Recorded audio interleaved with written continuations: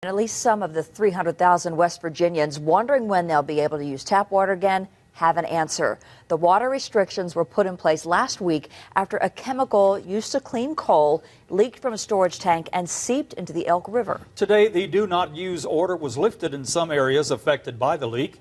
The West Virginia utility is a subsidiary of the American Water Company, the parent company of Tennessee American in Chattanooga. Which got us and many of you wondering, could a disaster like the Elk River spill happen here? And how does the water company monitor and protect us and our water supply? News Channel 9's Micaiah Thurman has been working all day to find out. Good evening, Micaiah. Kim, Calvin, I'm standing just alongside the Tennessee River where most of our water comes from. Now, I've just gotten off the phone with the spokesperson from Tennessee American Water. She tells me while they cannot prevent a disaster like what happened in West Virginia, they do plan for emergency response. Of course, with a water source like the Tennessee River, you can understand why some residents may be concerned. Can it happen here? West Virginia water woes have many Chattanoogans concerned.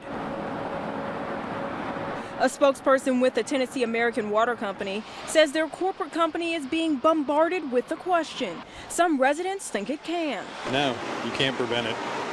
Accidents are going to happen, so. TAWC serves more than 300,000 people in 9 communities, much like the area affected in West Virginia.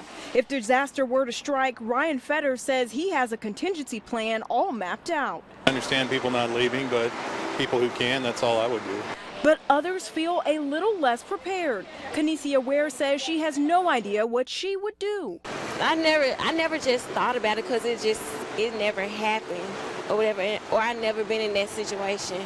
I'm so used to getting up, being able to go get some water out of the faucet or going to the store buying bottles of water. Ware says she'd be up the river without a paddle. I would probably just be thirsty because I don't have enough water at all.